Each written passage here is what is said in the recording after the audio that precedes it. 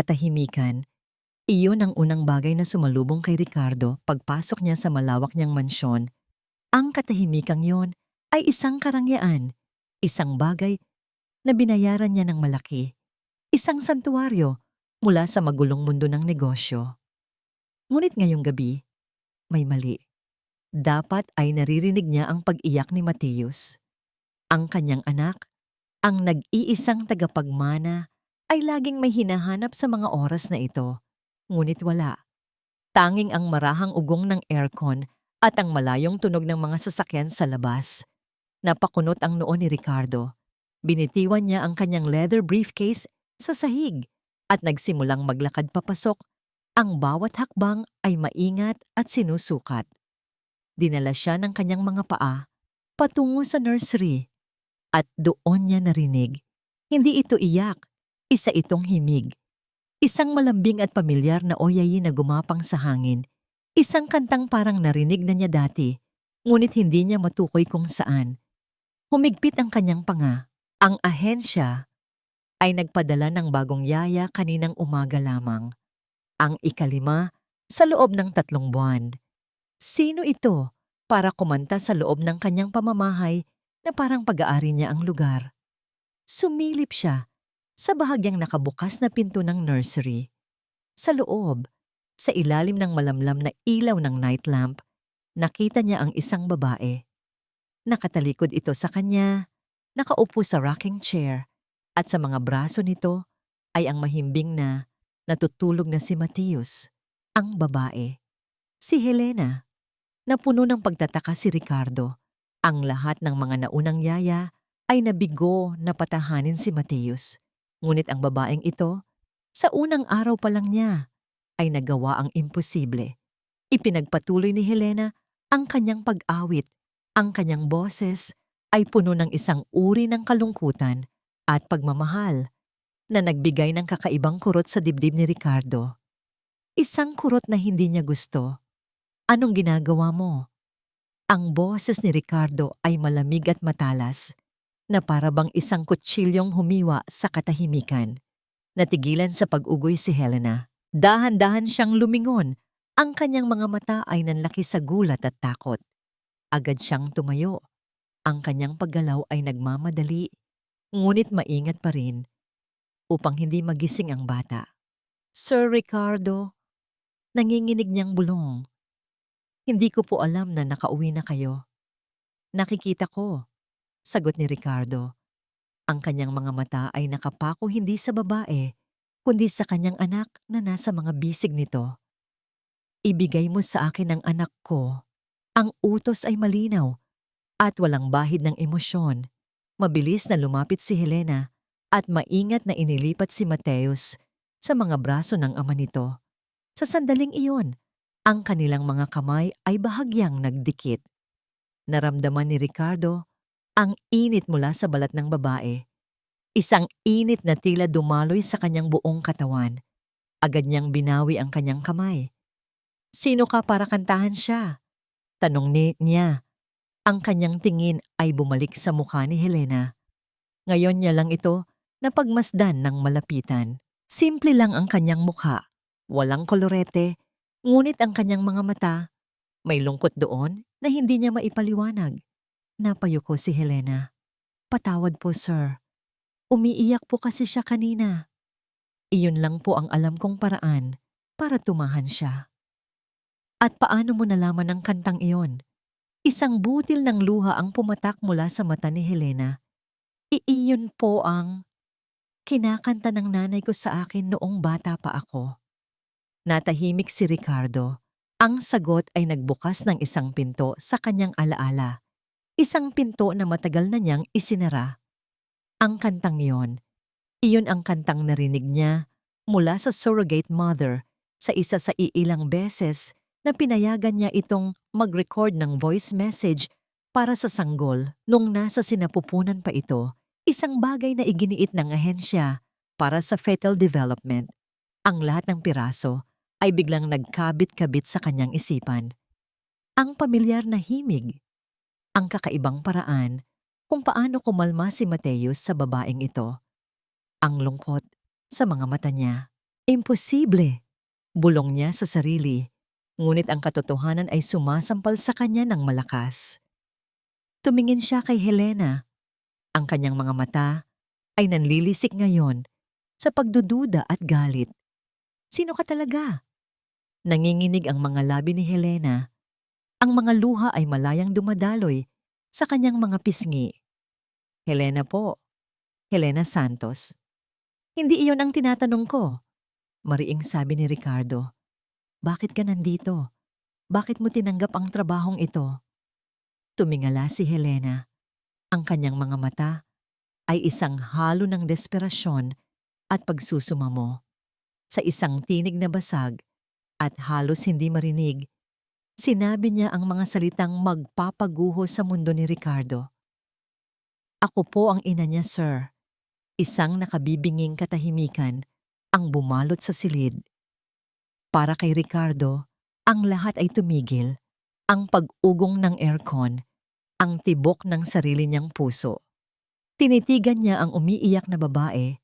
Sa kanyang harapan, sinusubukang hanapin ang anumang bakas ng kasinungalingan sa mukha nito, ngunit wala siyang makita. Ang nakita niya lang ay ang dalisay na sakit.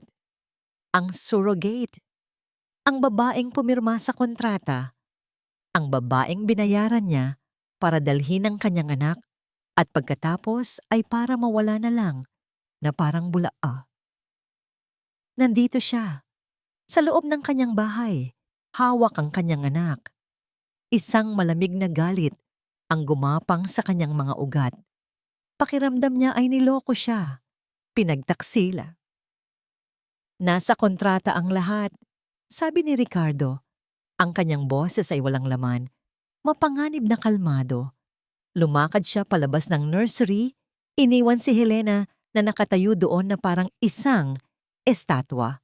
Bumalik siya ilang sandali, may hawak na isang folder. Ibinagsak niya ito sa isang mesa. Nakalagay sa Section 7, Article B, na isusuko mo ang lahat ng karapatan na hindi ka gagawa ng anumang pagtatangka na makipag-ugnayan sa bata. Isa ka lang estranghero. Bawat salita ay isang dagok para kay Helena. Napahawak siya sa dibdib. Hirap huminga. Gusto ko lang po siyang makasama, kahit sa malayo lang. Nilabag mo ang kontrata. Instinto po ng isang ina. Wala kang karapatan.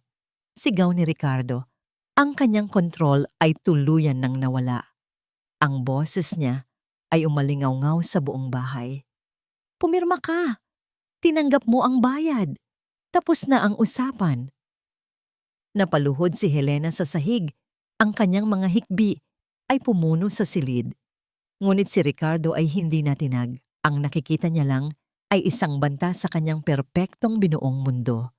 Isang komplikasyon na hindi niya kailangan. Isang paalala ng mga kahinaan na kinamumuhian niya. Tumingin siya sa babaeng nakaluhod sa sahig. Pagkatapos ay sa mahimbing na natutulog na si Mateus sa kanyang mga braso. Ang desisyon ay nabuo na sa kanyang isipan, matigas at hindi mababali. Umalis ka sa pamamahay ko, sabi niya. Ang bawat salita ay kasing lamig ng yelo. Ngayon din. Ang tunog ng paglock ng bakal na gate ay parang isang sentensya. Isang malakas na kalabog na nagsasara hindi lang ng isang tarangkahan, kundi ng buong mundo niya. Nakatayo si Helena sa labas ng mansyon sa ilalim ng kalangitang nagsisimula ng magdilim.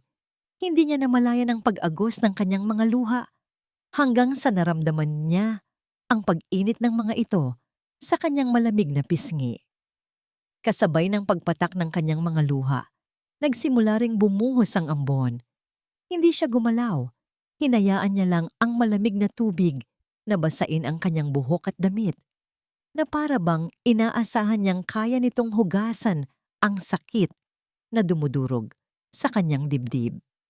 Sa kanyang isipan, paulit-ulit na naglalaro ang huling imahe ni Mateus, ang munting anghel na mahimbing na natutulog.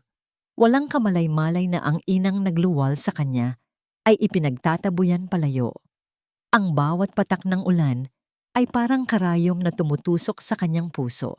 Hindi niya alam kung gaano siya katagal nakatayo roon, isang anino sa gitna ng bumubuhos na ulan, bago siya nagpasyang maglakad paalis. Ang kanyang mga paa ay mabigat. Ang bawat hakbang ay isang pakikibaka. Ang paglalakbay pabalik sa kanyang inuupahang kwarto ay isang paglalakbay sa kawalan. Ang mga ilaw ng syudad ay malalabong patak ng kulay sa kanyang paningin. Ang mga mukha ng taong nakakasalubong niya ay blangko. Ang tanging malinaw sa kanyang isipan ay ang ngiti ni Mateus kanina. Isang ngiting nakita niya sa unang pagkakataon. Isang ngiting hindi na niya muling masisilayan. Ang kanyang silid ay maliit at masikip. Isang malaking pagkakaiba sa nursery ni Mateus na halos kasing laki ng buong apartment niya. Umupo siya sa gilid ng kanyang kama. Ang kanyang basang damit ay tumutulo sa sahig na semento. Ang kanyang mga mata ay napako sa isang lumang kahon ng sapatos na nakatago sa ilalim ng kama. Dahan-dahan, yumuko siya at kinuha ito. Nanginginig ang kanyang mga kamay habang inaalis niya ang takip. Ang kahon na ito ang kanyang tanging kayamanan. Ang kanyang pinakatatagong lihim. Sa loob, maingat na nakatupi, ay isang pares ng maliliit na medyas na gawa sa sinulid, isang munting bonnet, at sa ilalim ng lahat, isang manipis na notebook. Hinaplos niya ang malambot na medyas at ang alaala ay bumalik sa kanya na parang isang alon, ang malamig at nakakatakot na amoy ng ospital, ang malupit na boses ng isang lalaki sa kabilang linya ng telepono. Helena, kailangan niyo nang magbayad. Kung hindi, alam mo na ang mangyayari. At ang pinakamasakit sa lahat, ang imahe ng kanyang ina na nakahiga sa kama ng ospital. Ang balat nito ay maputla at ang mga kamay ay mahina. Ang mga mata nito ay puno ng sakit, ngunit sinusubukan pa ring ngumiti para sa kanya. Para sa operasyon ni nanay, bulong ni Helena sa hangin, inuulit ang mga salitang sinabi niya sa sarili 1 taon na ang nakalipas. Iyon ang naging mantra niya, ang dahilan sa likod ng desisyong nagbago sa kanyang buhay magpakailanman. Ipinagbenta niya ang sarili niyang katawan, ang karapatan sa sarili niyang anak, para lang madugtungan ang buhay ng ina na nagbigay buhay sa kanya. Kinuha niya ang notebook at isang ballpen. Binuklat niya ito sa isang blankong pahina. Ito ang kanyang mga liham na hindi kailanman maipapadala. Humugot siya ng malalim na hininga at nagsimulang magsulat. Para sa aking pinakamamahal na anak, si Mateus. Hindi ko alam kung mababasa mo ito balang araw. Siguro hindi na, pero kailangan ko lang isulat. Kailangan kong sabihin sa'yo kung gaano kita kamahal. Ngayong gabi, nayakap kita sa unang pagkakataon. Naramdaman ko ang init ng iyong munting katawan sa aking mga bisig. Naamoy ko ang iyong buhok. Anak, ikaw ang pinakamagandang nangyari sa buhay ko. Patawarin mo si nanay, anak. Patawarin mo ako kung duwag ako. Patawarin mo ako kung hindi kita kayang ipaglaban. May mga bagay sa mundong ito na hindi ko maintindihan. Mga kasunduang kailangan kong tuparin kapalit ng ibang buhay. Pero sana malaman mo, sa bawat tibok ng puso ko, pangalan mo ang isinisigaw nito. Kinantahan kita kanina. Sana naramdaman mo ang pagmamahal ko sa bawat nota ng kantang yon. Iyon din ang kinakanta sa akin ng lola mo noong bata pa ako. Sana, sa pagtulog mo, iyon ang maging pangarap mo. Isang patak ng luha ang tumama sa papel, binura ang ilang salita, at ginawang isang mantsa ng asul na tinta. Hindi na niya kayang magpatuloy. Isinara niya ang notebook at niyakap ito nang mahigpit sa kanyang dibdib na para bang iyon ang mismong anak niya. Ang kanyang pag-iyak ay tahimik ngunit puno ng paghihinagpis. Walang pag-asa, walang kinabukasan, tanging ang sakit ng kasalukuyan. Sa gitna ng kanyang pagdadalamhati, isang matinis na tunog ang bumasag sa katahimikan. Ang kanyang cellphone. Nanginginig niyang kinuha ito mula sa kanyang bulsa. Isang hindi pamilyar na numero. Ngunit sa ilalim nito may nakasulat na Manila General Hospital. Biglang kumabog ng malakas ang kanyang dibdib. Sa isang iglap, napalitan ng matinding takot ang kanyang kalungkutan. Sinagot niya ang tawag. Hello? Si Miss Helena Santos po ba ito? Tanong ng isang boses sa kabilang linya. Oo po. Ako nga po. Galing po ako sa ospital. Tungkol po ito sa nanay niyo, si Mrs. Loida Santos. Huminto ang babae saglit at ang bawat segundong lumipas ay isang walang hanggang paghihirap para kay Helena. Kailangan niyo na po pumunta dito. Agad-agad. Nagiging critical po ang kondisyon niya. Ang mansyon ni Ricardo ay bumalik sa pagiging isang perpektong espasyo. Malinis, tahimik. Walang mga emosyong hindi inaasahan. Ngunit ang perpektong kaayusan na ito ay sinisira ng isang tunog, isang walang tigil, nakabibinging pag-iyak.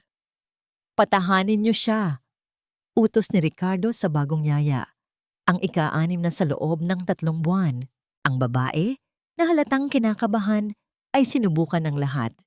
Inugoy si Mateus. Binigyan ng bote ng gatas. Pinakitaan ng mga laruan. Ngunit wala. Ang iyak ni Mateus ay lalo pang lumalakas na para bang may isang bagay siyang hinahanap na hindi maibigay ng sinuman sa bahay na yon. Napahilamos si Ricardo sa kanyang mukha. Lumipas na ang 2 araw mula nang paalisin niya si Helena at ang 2 araw na yon ay parang 2 taon ng impyerno. Ang katahimikang binayaran niya ng malaki ay naging isang bangungot na puno ng pagtangis. Umalis siya sa nursery at pumasok sa kanyang opisina. Sinubukang isubsob ang sarili sa trabaho. Mga numero, mga kontrata, mga bagay na may lohika at kontrolado niya. Ngunit kahit na ang mga financial reports sa kanyang harapan ay hindi mapawi ang tunog ng pag-iyak ng kanyang anak na tumatagos sa mga pader. Isinara niya ang kanyang laptop nang may pagkainis. Arg! Sigaw niya sa kawalan. Ang kanyang boses ay puno ng frustrasyon. Bakit ganito? Binibigay niya ang lahat ng pangangailangan ni Mateus. Ang pinakamagandang silid, ang pinakamahal na gatas, ang pinakamahusay na mga yaya. Ano pa ba ang kulang? Ang kanyang isipan, labag sa kanyang kagustuhan, ay bumalik sa imahe ni Helena. Ang paraan kung paano nito kinarga si Mateus na may kasamang lambing at pag-iingat na hindi niya pa nakikita sa sinuman. Ang himig na kinanta nito, isang himig na kahit papaano'y nagdulot ng kapayapaan, hindi lang sa bata, kundi pati na rin sa isang sulok ng kanyang pusong matagal nang manhid. Instinto po ng isang ina. Ang mga salitang yun ay bumalik sa kanya. Isang multo na bumubulong sa kanyang tainga. Isang bagay na hindi niya maintindihan dahil para sa kanya, ang lahat ay transaksyon lamang. Kalokohan, bulong niya sa sarili, sinusubukang iwaksi ang mga alaala. Isa siyang oportunista, nilabag niya ang kasunduan. Upang patatagin ang kanyang paniniwala, binuksan niya ang isang drawer sa kanyang mesa. Kinuha niya ang isang lumang picture frame. Naroon ang larawan niya kasama si Isabela, ang kanyang dating kasintahan. Nakangiti sila pareho sa kamera, isang larawan ng perpektong pag-ibig. Ngunit alam ni Ricardo, ang kasinungalingan sa likod ng nangiting iyon. Naalala niya ang araw na iniwan siya ni Isabela. Noong mga panahong nagsisimula pa lang ang kanyang kumpanya at dumanas siya ng malaking pagkalugi. Hindi ko kayang mabuhay ng walang kasiguraduhan, Ricardo. Sabi nito sa kanya. Ang mga mata nito'y malamig, walang bakas, ng pagmamahal na minsan niyang pinaniwalaan. Hindi ito ang buhay na pinangarap ko. Ang pagtataksil na yon ang humubog sa kanya. Iyon ang nagturo sa kanya na ang tiwala ay isang kahinaan at ang mga kontrata at pera ang tanging mga bagay na maaasahan sa mundong ito. Kaya niya pinili ang surrogacy, isang prosesong malinis, walang emosyon, kontrolado. Pero ngayon, ang kontrol na yon ay nawawala. Ang pag-iyak sa kabilang silid ay biglang humina at napalitan ng mga sigaw. Mabilis na tumakbo si Ricardo pabalik sa nursery. Nakita niya ang yaya na halos maihagis na si Mateus sa sobrang taranta.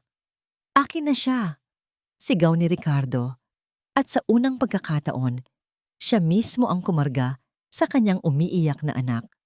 Ngunit ang pag-iyak ni Mateus ay lalo lang lumakas sa mga bisig niya. Tila ba nararamdaman ng bata ang pagkainis at pagkalito ng sarili niyang ama. Sinubukan ni Ricardo na alugin siya ng marahan, ngunit wala itong epekto. Pakiramdam niya ay isa siyang estranghero sa sarili niyang anak, isang kompletong kabiguan. Ang lahat ng kanyang yaman at kapangyarihan ay walang silbi sa harap ng mga luha ng isang sanggol. Ano ba ang kailangan mo? Tanong ni Ricardo sa bata. Ang kanyang boses ay basag na ngayon sa pagod at kawalan ng pag-asa. Dumating ang doktor ng pamilya kinabukasan. Matapos suriin si Mateus, kinausap nito si Ricardo ng pribado. Walang masama sa pisikal na kalusugan ng bata, Mr. Del Franco, sabi ng doktor. Minsan, ang mga sanggol ay nakakabuo ng isang imprinting o isang matinding koneksyon sa taong laging nag-aalaga sa kanila, lalo na sa mga unang buwan. Ang boses, ang amoy, ang tibok ng puso, hinahanap-hanap niya iyon. Ang mga salita ng doktor ay parang isang sampal sa mukha ni Ricardo. Kinagabihan, habang pinagmamasdan niya si Mateus na sa wakas ay nakatulog dahil sa sobrang pagod sa kaiiyak, naramdaman ni Ricardo ang isang bagay na matagal na niyang hindi nararamdaman. Pag-iisa. Tumingin siya sa paligid ng perpektong nursery. Lahat ay naroon, ngunit ang lahat ay walang buhay. Isang desisyon ang nabuo sa kanyang isipan. Isang desisyong labag sa lahat ng kanyang mga prinsipyo. Isang desisyong desperado. Pumunta siya sa kanyang opisina at kinuha ang basurahan. Sa ilalim ng mga gusot na papel, nakita niya ang kapirasong papel kung saan isinulat ng ahensya ang pangalan at numero ng yaya. Helena Santos. Kinuha niya ang papel at tinitigan ito. Ang kanyang mga kamay, na laging matatag kapag pumipirma ng mga multimilyong kontrata, ay bahagyang nanginginig. Idinayal niya ang numero sa kanyang cellphone. Bawat tunog ng pagring ay parang isang martilyong pumupukpok sa kanyang dibdib. Isang labanan sa pagitan ng kanyang pride at ng isang pangangailangang hindi niya kayang pangalanan. Ang amoy ng ospital ay amoy ng kawalan ng pag-asa. Isang pinaghalong amoy ng gamot, disinfectant, at ng tahimik na pagdurusa. 2 araw nang nakatitig si Helena sa puting pader ng pasilyo sa labas ng kwarto ng kanyang ina. 2 araw na siyang nabubuhay sa biskwit at sa paubos ng pag-asa. Lumabas ang doktor mula sa silid. Ang kanyang mukha ay seryoso at walang emosyon. Miss Santos, sabi nito sa isang formal na tono. Nag-stabilize na po ang nanay niyo, pero pansamantala lang iyon. Kailangan na niyang sumailalim sa operasyon sa lalong madaling panahon. Tumango si Helena. Ang kanyang lalamunan ay tuyo. Magkano po ang kailangan? Sinabi ng doktor ang isang halaga. Isang halaga na napakalaki, na para bang sinabi nitong kailangan niyang abutin ng buwan o buwan. Para kay Helena, pareho lang ang imposible. Saan ako kukuha ng ganoong kalaking halaga? Ang tanong na umalingaw-ngaw sa kanyang isipan, isang tanong na walang sagot. Napasandal siya sa pader. Ang kanyang mga tuhod ay nangihina. Pakiramdam niya ay nalulunod siya. Ang kanyang pagiging ina ay ipinagkait sa kanya. At ngayon, pati ang kanyang pagiging anak ay tila babawiin na rin. Wala na siyang lakas, wala nang paraan. Sa gitna ng kanyang pag-iisa, nag-vibrate ang kanyang cellphone sa loob ng kanyang bulsa. Sa una, binaliwala niya ito. Sino naman ang tatawag sa kanya? Ngunit nagpatuloy ito sa pagring. Nanginginig niyang kinuha ito. Unknown number. Nag-aalangan siyang sinagot ito. Inilagay sa kanyang tainga. Hello? Isang sandali ng katahimikan sa kabilang linya. Pagkatapos, isang boses na nagpatigil sa pagtibok ng kanyang puso. Miss Santos? Ang boses ni Ricardo Del Franco. Malamig. Formal. Ngunit may isang bahagyang panginginig doon, isang bagay na halos hindi mahahalata, na para bang ang mga salita ay pinilit lamang lumabas sa kanyang bibig. Hindi makapagsalita si Helena. Ang lahat ng sakit at kahihihiyan ng nakaraang 2 araw ay bumalik sa kanya. Mr. Del Franco, sa wakas ay nasabi niya, ang kanyang boses ay mahina. Kailangan kita. Diretsong sabi ni Ricardo, walang paligoy-ligoy. Kailangan ka ni Mateus. Isang mapait na tawa ang gustong kumawala sa lalamunan ni Helena. Ngayon niyo ako kailangan. Ngunit pinigilan niya ito. Umiiyak siya. Pagpapatuloy ni Ricardo, hindi siya tumitigil sa pag-iyak. Ayaw niyang kumain. Walang sino mang yaya ang makapagpatahan sa kanya. Ang bawat salita ay tila isang pag-amin ng pagkatalo, isang bagay na siguradong kinasusuklaman ng isang lalaking tulad niya. Ano po ang gusto niyong gawin ko? Tanong ni Helena.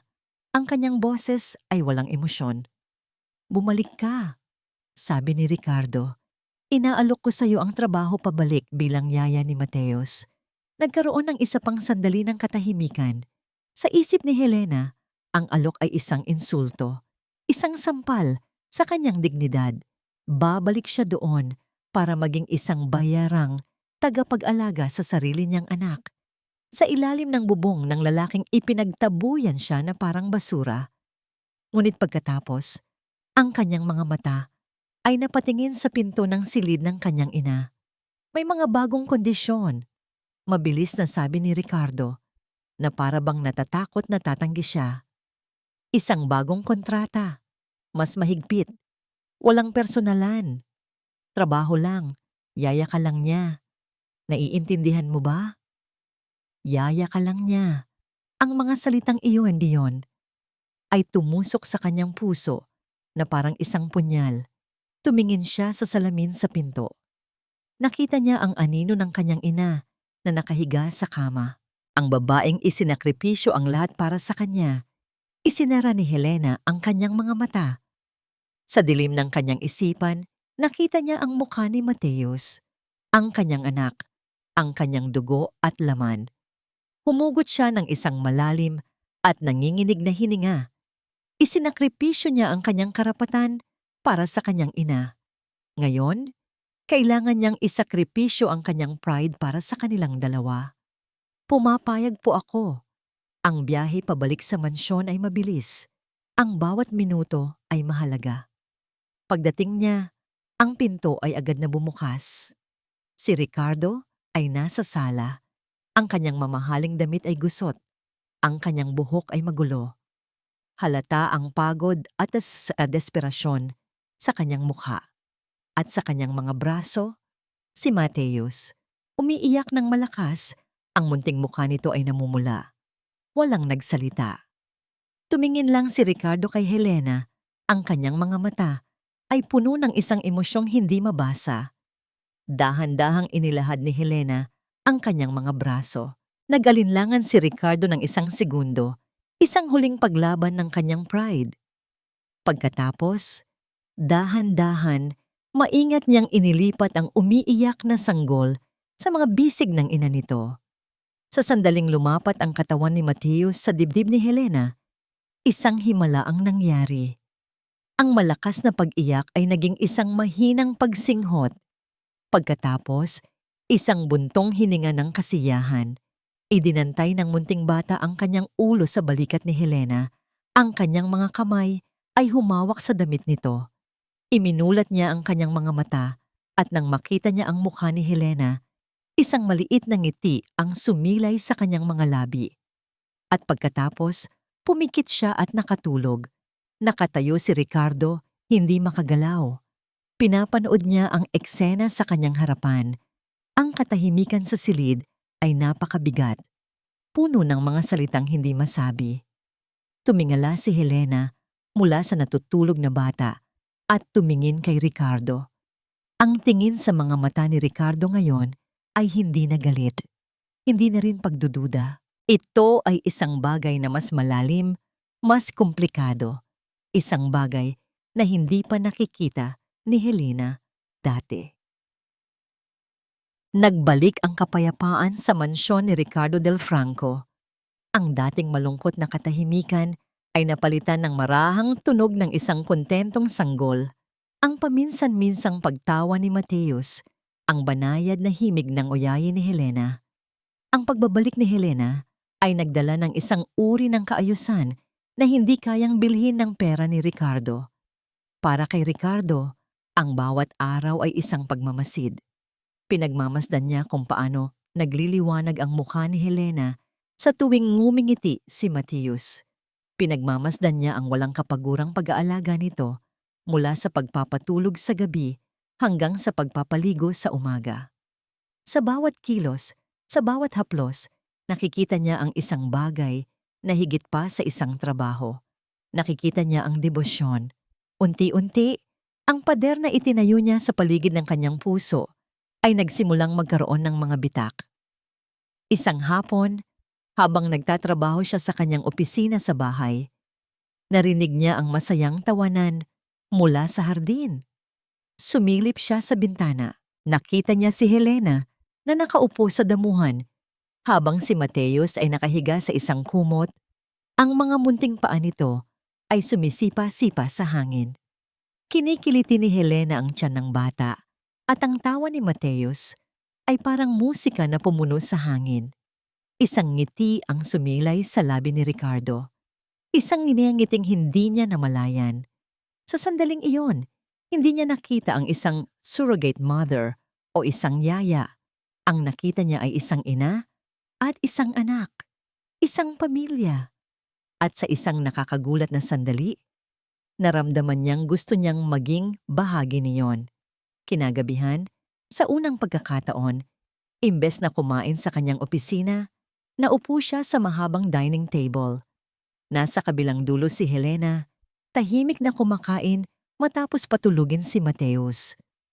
Ang katahimikan sa pagitan nila ay hindi na kasing bigat ng dati. Mayroong isang hindi maipaliwanag na koneksyon. Isang pag-unawang hindi nangangailangan ng mga salita. Kamusta ang nanay mo? Biglang tanong ni Ricardo. Binasag ang katahimikan. Nagulat si Helena sa biglaang tanong. Nakatakda na po siyang operahan sa susunod na linggo, sir. Salamat po sa tulong niyo. Tumangulang si Ricardo.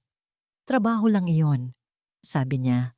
Ngunit ang kanyang mga salita ay walang kasing lamig, tulad ng dati. Ang bagong tuklas na kapayapaan na ito, gayunpaman, ay hindi para magtagal. Kinabukasan, sa kanyang opisina sa syudad, hinarang siya ng kanyang sekretarya. Sir, may bisita po kayo. Iginiit po niyang makita kayo. Hindi po siya nakaschedule. Sino? Tanong ni Ricardo nang may pagkainis. Isang Miss Isabela Reyes po. Ang pangalan ay parang isang kidlat na tumama kay Ricardo. Isabela. Ang babaeng sumira sa kanyang tiwala. Ang babaeng hindi na niya inaasahang makikita pa. Bago pa man siya makasagot, bumukas ang pinto ng kanyang opisina. Pumasok si Isabela. Mas maganda siya ngayon kaysa sa kanyang alaala. Nakasuot ng isang mamahaling business suit, ang kanyang bawat kilos ay nagpapakita ng kumpiyansa at kapangyarihan. Ngumiti siya. Isang nangiting kasing perpekto at kasing lamig ng isang brilyante. Long time no see, Ricardo, sabi niya.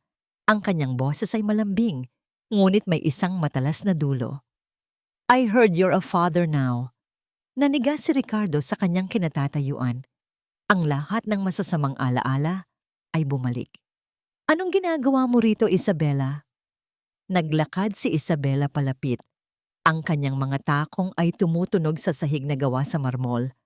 Huminto siya sa harap ng kanyang mesa at inilapag ang isang calling card. I'm the CEO of Starlight Surrogacy Agency. Nanlaki ang mga mata ni Ricardo. Iyon ang ahensyang ginamit niya. Nagulat ka ba?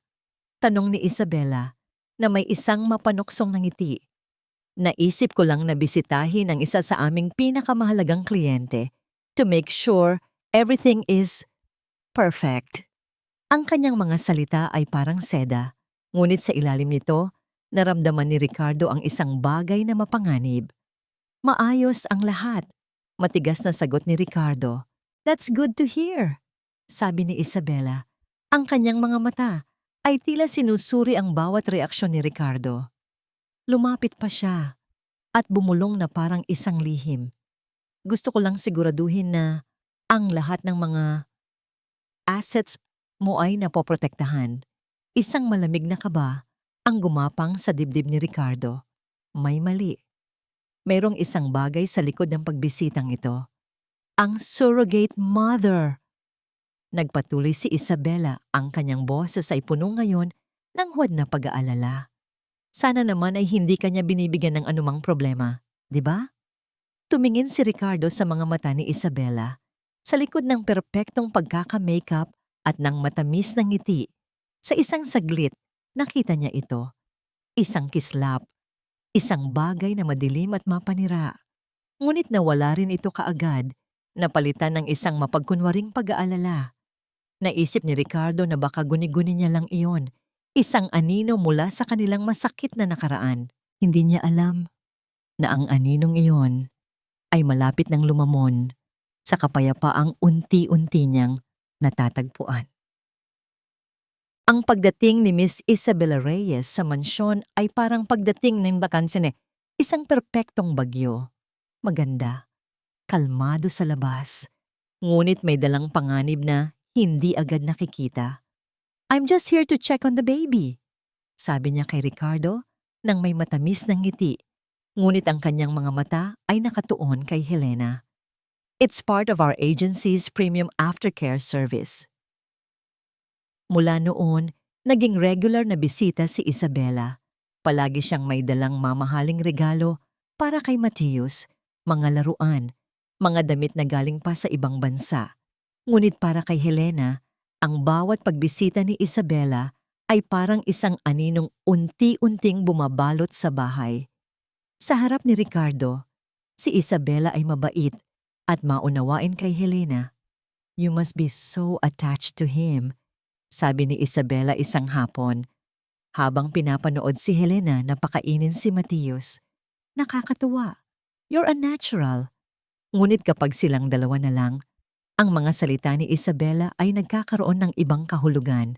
Isang araw, habang nasa hardin sila at si Ricardo ay nasa loob ng bahay para sagutin ang isang tawag, lumapit si Isabela kay Helena. You must love him so much, ulit ni Isabela. Ngunit ngayon ang kanyang boses ay mas mababa, mas seryoso. It's almost like he's yours. Ang mga salitang iyon ay tumama kay Helena na parang isang sampal. Anak ko po siya, mahinang sagot niya, hindi napigilan ang sarili. Isang malamig na ngiti ang sumilay sa mga labi ni Isabela. Sa dugo, oo. Pero sa papel? Sa batas, alam nating pareho kung kanino siya. Hindi ba? Tumingin si Isabela sa mansyon. At alam din natin kung ano ang kaya mong gawin para sa pera. Baka mas marami pa. Natigilan si Helena. Ang bawat salita ni Isabela ay isang patalim na may lason. Idinidiin sa kanyang pinakamasakit na sugat, ang kanyang pagkakasala at ang kanyang kahirapan. Hindi po ako ganyang tao, mariing sabi ni Helena. Kahit na ang kanyang puso ay nagsisimula ng kabahan. I hope so, sabi lang ni Isabela bago bumalik ang kanyang matamis na ngiti nang makita niyang papalapit na si Ricardo. Nagsimulang magtanim ng pagdududa si Isabela sa isipan ni Ricardo. Ginagawa niya ito sa paraang napakatalino at halos hindi mahahalata. Ricardo, nag-aalala lang ako. Sabi niya isang gabi habang nagkakape sila sa sala. Nabasa ko ang ilang mga kaso tungkol sa surrogate attachment syndrome. Minsan, ang mga babae ay nagkakaroon ng delusyon na ang bata ay tunay na sa kanila. It can get messy, minsan mapanganib. Nakikita ni Helena ang epekto ng mga salita ni Isabela kay Ricardo. Ang dating namumuong tiwala sa mga mata ni Ricardo ay unti-unting napapalitan ng lumang anino ng pagdududa. Nagsimula na naman siyang maging mailap. Nagsimula na naman siyang magmasid mula sa malayo, hindi na bilang isang taong humahanga, kundi bilang isang bantay.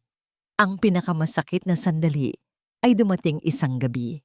Ang operasyon ng ina ni Helena ay naging matagumpay. At sa sobrang pasasalamat at ginhawa, hindi niya napigilan ang sarili. Habang pinapatulog niya si Mateus, niyakap niya ito ng mahigpit at bumulong siya habang lumuluha. Salamat anak, dahil sa'yo, mabubuhay pa ang lola mo. Hindi niya alam na nakatayo si Ricardo sa may pintuan. Pinagmamasdan siya. Kinabukasan, naririnig ni Helena ang pag-uusap ni na Ricardo at Isabela sa opisina. Nakita mo na, Ricardo? Ang nag-aalalang boses ni Isabela. Kinakausap niya ang bata na parang may utang na loob ito sa kakanya. That's not healthy. That's a sign of emotional instability. Helena is not like that. Narinig niyang sagot ni Ricardo, ngunit may pag-aalinlangan sa kanyang boses. Sana nga, sabi ni Isabela. Pero responsibilidad kong protektahan ka. At si Mateus, sinubukan ni Helena na kausapin si Ricardo. Sir, tungkol po kay Miss Isabela. Ano ang tungkol sa kanya? Putol ni Ricardo, ang kanyang tono ay nagtatanggol. She's just concerned. Hindi po totoo ang mga sinasabi niya. Pakiusap ni Helena. May iba po siyang motibo. Tumingin si Ricardo sa kanya at ang nakita ni Helena sa mga mata nito ay hindi na tiwala, kundi hinala. At ano naman ang motibo mo, Helena? Gen? Dahil mas pinapakinggan ko siya kaysa sayo? Ang mga salitang iyon ay sumugat kay Helena ng malalim. Umatras siya, walang masabi. Paano niya ipaglalaban ang kanyang sarili laban sa isang multo mula sa nakaraan ni Ricardo? Paano niya ipapaliwanag ang isang bagay na nararamdaman lang niya, ang kasamaan sa likod ng mga matatamis ng ngiti ni Isabela? Naramdaman niyang nag-iisa na naman siya. Isang dayuhan sa loob ng bahay, isang ina na walang karapatan, isang babaeng walang boses. Kinagabihan, bago umalis si Isabela, may iniabot itong isang brown envelope kay Ricardo. Ricardo, sabi ni Isabela, ang kanyang muka ay puno ng pekeng kalungkutan at pag-aalala. Ayaw ko sanang gawin ito, pero bilang kaibigan mo at bilang CEO ng ahensya, kailangan kong gawin ang tama. Ano ito? Tanong ni Ricardo. May isang bagay tungkol kay Helena na sa tingin ko ay kailangan mong malaman. Seryosong sabi ni Isabela. Isang bagay na sinubukan niyang itago sa ating lahat. At may kinalaman ito sa kaligtasan ni Mateus. Nakatitig si Ricardo sa brown envelope na nasa ibabaw ng kanyang mesa para itong isang bomba na naghihintay na sumabog. Ang mga salita ni Isabela ay umalingaw-ngaw sa kanyang isipan, paulit-ulit. May kinalaman ito sa kaligtasan ni Mateus, ang kaligtasan ng kanyang anak. Iyon ang tanging bagay na mas mahalaga kaysa sa kanyang pride, kaysa sa kanyang galit, kaysa sa namumuong damdamin niya para kay Helena. Sa nanginginig na kamay, binuksan niya ang envelope. Ang laman nito ay isang koleksyon ng mga dokumentong mukhang opisyal. Isang medical record na nagsasabing si Helena ay may kasaysayan ng acute emotional distress at obsessive tendencies. Isang financial record na nagpapakita ng isang malaking utang sa isang kilalang loan shark sa kanilang lugar. At ang pinakamasama sa lahat, isang kopya ng police blotter kung saan ang pangalan ni Helena ay nakalista sa isang kaso ng pananakot. Bagamat ito ay na-dismiss lang, ang bawat papel ay isang suntok sa sikmura ni Ricardo. Pinagtagpi-tagpi nito ang isang kwento. Isang kwento ng isang babaeng desperado, hindi matatag sa pag-iisip, at posibleng mapanganib. Habang pinoproseso niya ang lahat, biglang tumunog ang kanyang cellphone. Isang unknown number. Hello. Sagot niya, ang kanyang boses ay magaspang. Si Mr. Del Franco ba ito? Tanong ng isang magaspang na boses ng lalaki sa kabilang linya. May mensahe ako para sa yaya mo. Sabihin mo kay Helena, magbayad siya ng utang niya. Alam namin kung saan siya nagtatrabaho. Alam namin na inaalagaan niya ang isang napakahalagang package.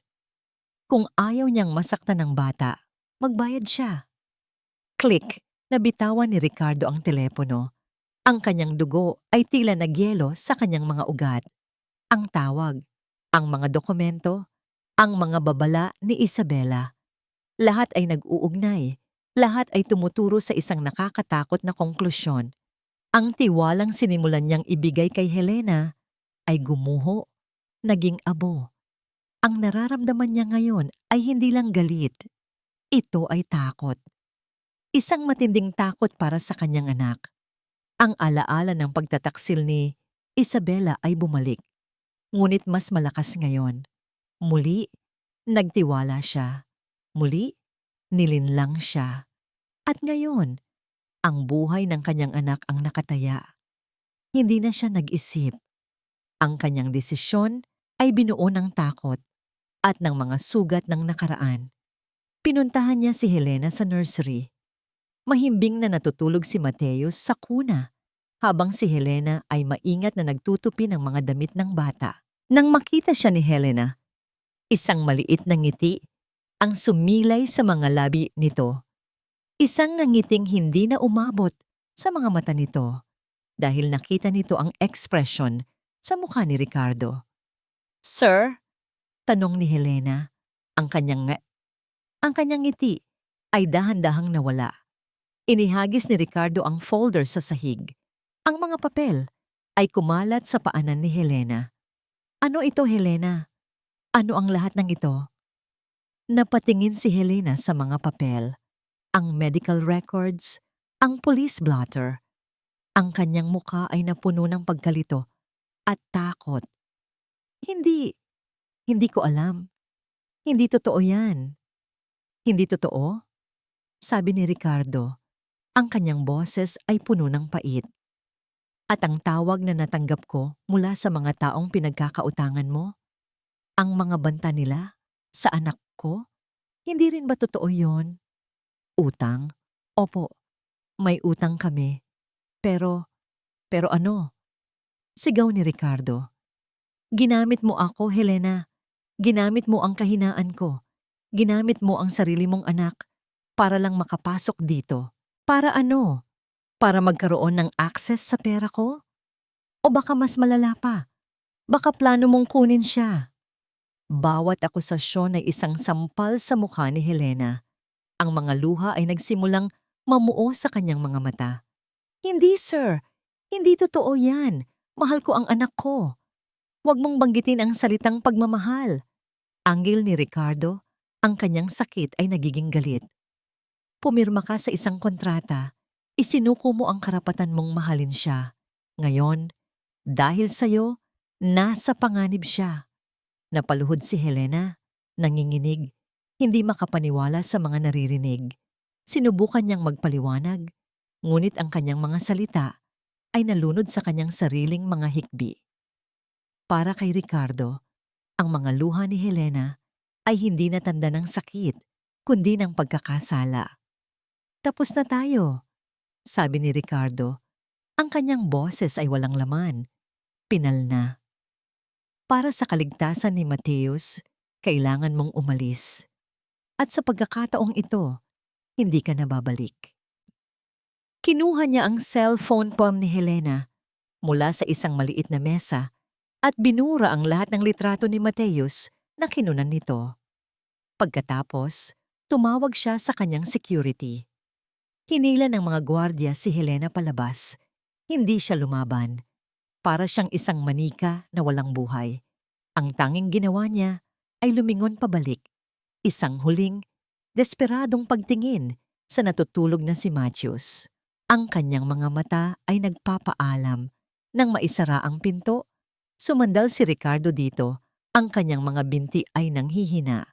Sa wakas, ligtas na si Mateus. Ngunit bakit? Sa halip na makaramdam ng ginhawa, ang nararamdaman niya ay isang malaking butas sa kanyang dibdib. Isang sakit na mas matindi pa kaysa sa lahat ng sakit na naramdaman niya dati.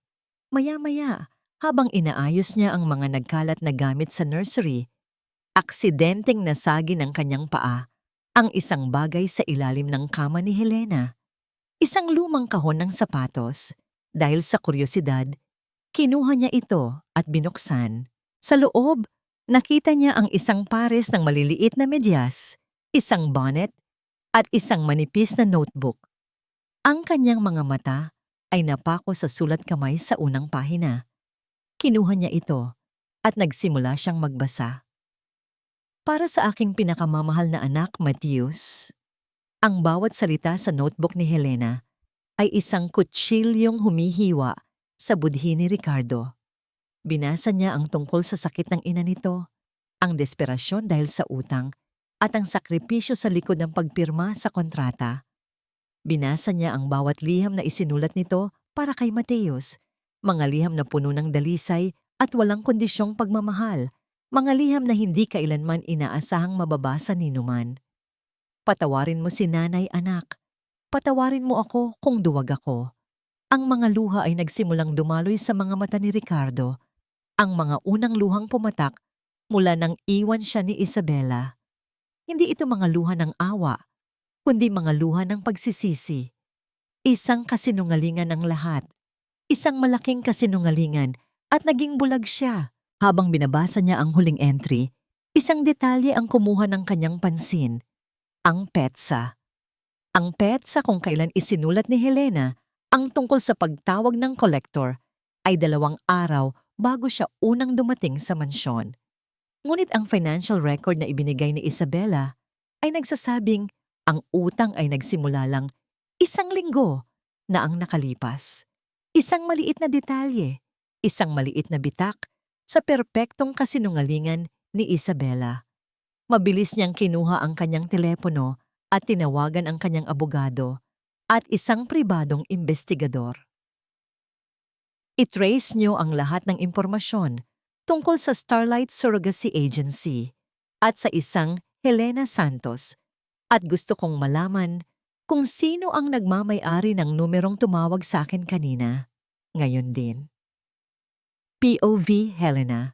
Nakatayo si Helena sa harap ng isang gusali sa isang madilim na eskinita. Wala na siyang luha, wala na siyang takot. Ang natitira na lang ay isang matigas na determinasyon. Kung kukunin sa kanya ang lahat, sisiguraduhin niyang malalaman ng mundo ang katotohanan. Pumasok siya sa loob. Ang amoy ng alak at sigarilyo ay sumalubong sa kanya.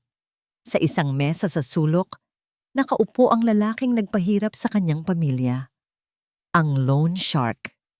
Helena, sabi ng lalaki, ngumisi. Naparito ka para magbayad?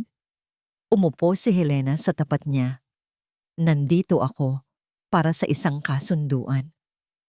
Wala tayong kasunduan. Tumawa ang lalaki.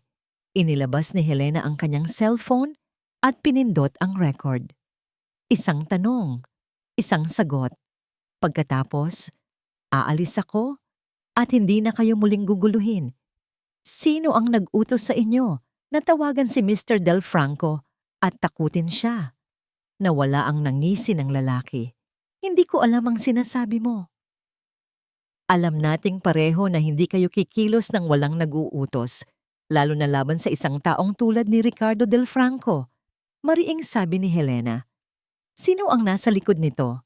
Si Isabela Reyes ba? Natigilan ang lalaki. Ang reaksyon nito ay sapat ng kumpirmasyon. Hindi ko siya papabayaan. Pagpapatuloy ni Helena, ang kanyang boses ay matatag. Kaya ko siyang isuplong sa pulis. Sasabihin ko ang lahat. Pero kung sasabihin mo sa akin ang totoo, kung ire-record mo ang sasabihin mo ngayon, ikaw ay hahayaan ko. Ito ay isang desperadong sugal, ngunit wala nang mawawala sa kanya. Kinabukasan, pinuntahan ni Ricardo si Isabela sa opisina nito. Kalmado siya, ngunit sa ilalim ng kanyang panlabas na anyo ay isang nagngangalit na galit. Ricardo! Bati ni Isabela, nagulat ngunit masaya. Anong ginagawa mo rito? Tapos na ang laro, Isabela. Malamig na sabi ni Ricardo. Inilapag niya sa mesa ang isang folder. Peke ang medical records, peke ang police blotter, at ang numerong tumawag sa akin, nakarehistro sa isa sa mga dating empleyado mo. Nawala ang nangiti ni Isabela. Napalitan ito ng isang matigas na ekspresyon. Hindi ko alam ang sinasabi mo. Hindi ba? Tanong ni Ricardo. Bakit mo ito ginawa? Dahil ba sa pera? O dahil hindi mo matanggap na may isang taong tulad ni Helena na kayang magmahal ng totoo, isang bagay na hindi mo kailanman nagawa? Mahal kita, Ricardo, sigaw ni Isabela. Ginawa ko ang lahat ng ito para sa atin. Ang babaeng iyon ay isang basura, isang bayaran. Hindi siya nababagay sa'yo. Doon ka nagkakamali, sabi ni Ricardo. Sa sandaling iyon bumukas ang pinto. Pumasok si Helena. Nanlaki ang mga mata ni Isabela nang makita siya. Anong ginagawa mo rito? Hindi sumagot si Helena. Sa halip, kinuha niya ang kanyang cellphone at pinindot ang play. Isang magaspang na boses ng lalaki ang pumuno sa silid na nire-record mula sa isang tawag. Oo na. Si Miss Reyes ang nag-utos sa amin. Siya ang nagsabi na takutin si Del Franco para palayasin na niya yung babae. May utang din siya sa akin. Malaki. Kaya wala akong nagawa kundi sumunod. Namatay ang tunog. Si Isabela ay namutla na parang isang estatwang nabasag. Wala na ang kapangyarihan, wala na ang kumpiyansa. Tanging ang hubad na kasamaan. Tumingin si Ricardo kay Helena, ang babaeng hinusgahan niya, sinaktan, at ipinagtabuyan. Nakatayo ito ngayon sa kanyang harapan, hindi bilang isang biktima, kundi bilang isang mandirigmang ipinaglaban ang katotohanan. Ang kanyang mga mata ay puno pa rin ng sakit, ngunit mayroon na ngayong lakas. Ang bigat ng kanyang pagkakasala ay bumagsak kay Ricardo. Sa gitna ng mamahaling opisina, sa harap ng dalawang babaeng humubog sa kanyang buhay sa magkaibang paraan, isang salita lang ang lumabas sa kanyang bibig. Isang salitang basag at puno ng pagsisisi. Helena, patawarin mo ako. Ang balita tungkol sa pandaraya at extortion na isinampa ni Ricardo Del Franco laban kay Isabela Reyes at sa Starlight Surrogacy Agency ay mabilis na kumalat. Ngunit para kina Ricardo at Helena, ang ingay ng mundo sa labas ay hindi na mahalaga. Sa loob ng mansyon, mayroong isang uri ng katahimikan na iba kaysa dati. Hindi ito ang malamig at walang buhay na katahimikan ng pag-iisa, kundi isang tahimik na pag-unawa, isang espasyo para sa paghilom. Isang linggo matapos ang paghaharap sa opisina, dinala ni Ricardo si Helena sa isang sementeryo na napapalibutan ng mga puno. Huminto sila sa harap ng isang simpleng puntod. Loida Santos, isang mapagmahal na ina. Salamat sa lahat ng ginawa mo para sa operasyon niya, sir. Mahinang sabi ni Helena, habang hinahaplos ang pangalan sa lapida. Kahit hindi na niya nakita, alam kong masaya na siya ngayon. Ricardo? Sabi niya. Tawagin mo akong Ricardo. Tumingin si Helena sa kanya. Ricardo! Ulit niya. At sa simpleng pagbigkas ng kanyang pangalan, naramdaman ni Ricardo ang isang bigat na nabawasan sa kanyang dibdib. Patawarin mo ako, Helena, sabi ni Ricardo. Ang kanyang boses ay taos puso. Patawad sa hindi ko pakikinig. Patawad sa aking pagiging bulag. Ang takot at ang nakaraan. Ginawa nila akong isang duwag. Umiling si Helena. Pareho lang tayong nasaktan ng nakaraan, Ricardo. Pareho tayong gumawa ng mga desisyon dahil sa takot. Ang mahalaga ay kung ano ang gagawin natin ngayon. Tumango si Ricardo. May kinuha siya mula sa kanyang bulsa. Ito ay ang orihinal na kontrata ng surrogacy, ang dokumentong naging sanhi ng lahat ng kanilang sakit. Sa harap ni Helena, sa harap ng puntod ng ina nito, pinunit niya ang kontrata sa gitna. Pagkatapos ay pinunit niya ito ulit at ulit, hanggang sa maging maliliit na piraso na lang ito. Hinayaan niyang tangayin ng hangin ang mga piraso ng papel. Hindi ito ang pundasyon ng pamilya natin, sabi ni Ricardo.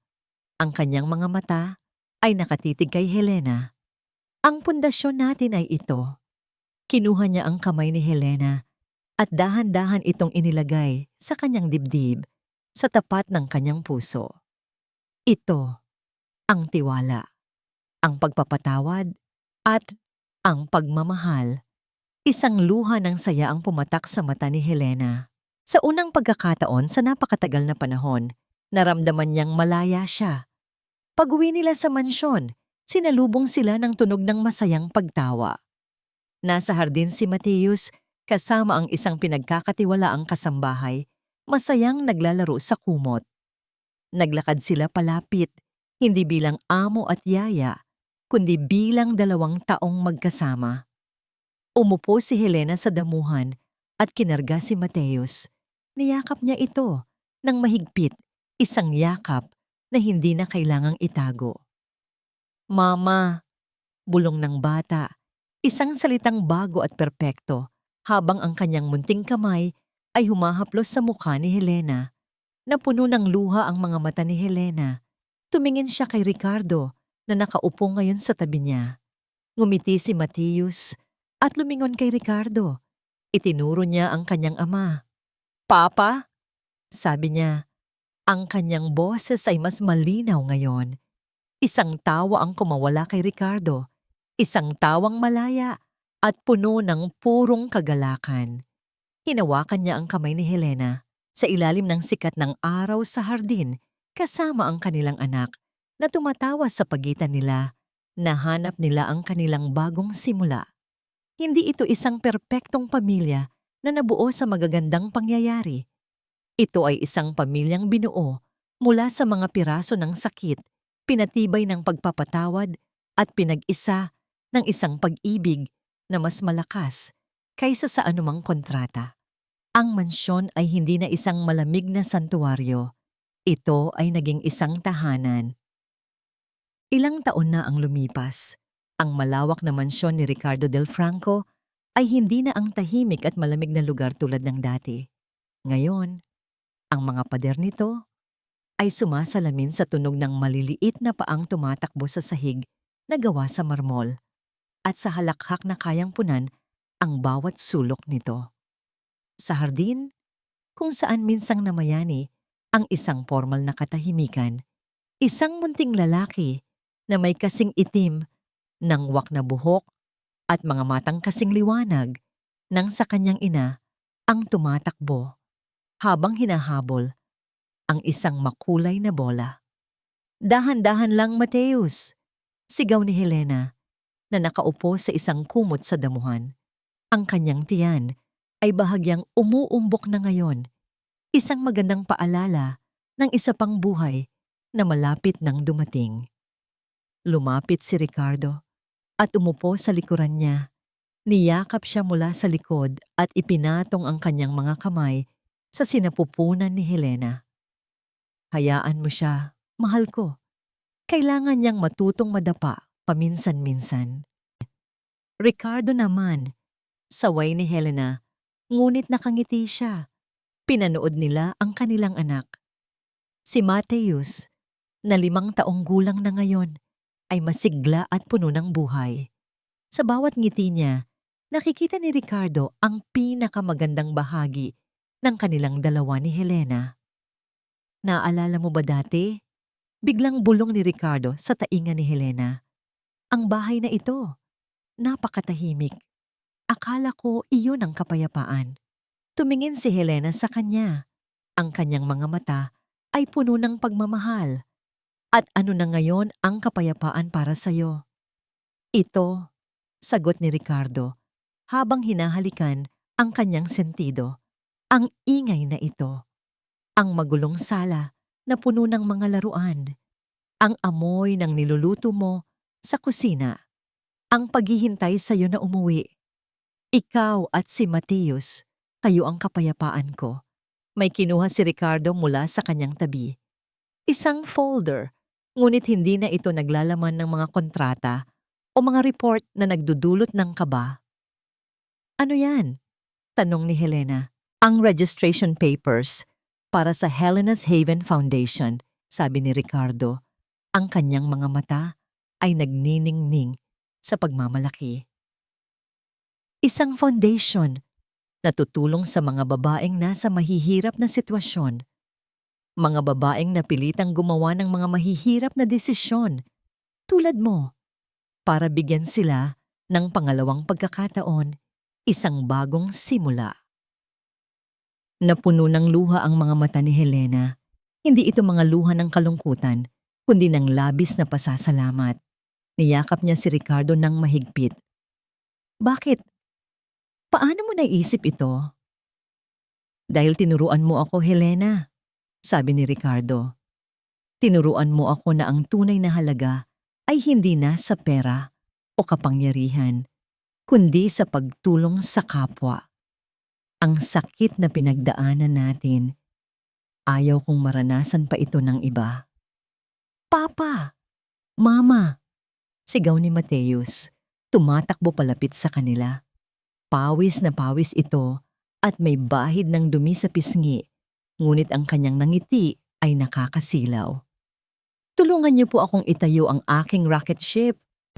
Nagkatinginan sina Ricardo at Helena at sabay na tumawa. Tumayo si Ricardo at binuhat si Mateus. Sige, Kapitan, itatayo natin ang pinakamagaling na rocket ship sa buong mundo. Habang pinapanood ni Helena ang mag-ama na nagtatawanan at naglalaro, naramdaman niya ang isang kompletong kagalakan. Wala nang mga anino ng nakaraan.